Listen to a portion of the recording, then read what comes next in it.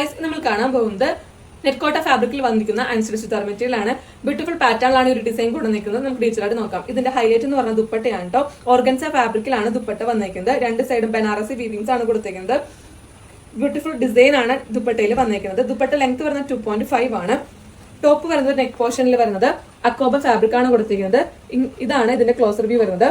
Neck പോർഷനിൽ contrast colour ത്രെഡിലുള്ള design ആണ് കൊടുത്തിരിക്കുന്നത്. ഈ ഒരു പാറ്റേൺ ആണ് നെക്ക് പോർഷൻ വരുന്നത്.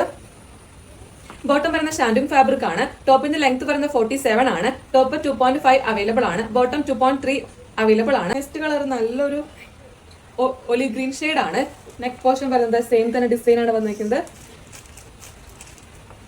ദുപ്പട്ട വരുന്ന ഇതാണ്. നെക്സ്റ്റ് കളർ നല്ലൊരു ബ്ലൂ ഷെയ്ഡ് ആണ്.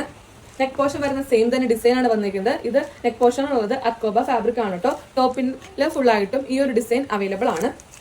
ദുപ്പട്ട വരുന്ന ഇതാണ്. നെക്സ്റ്റ് കളർ നല്ലൊരു ലാവൻഡർ ഷെയ്ഡ് ആണ്. സെയിം തന്നെ ഡിസൈൻ ആണ് നെക്ക് പോർഷനിൽ വന്നിരിക്കുന്നത്. ദുപ്പട്ട വരുന്ന ഇതാണ്.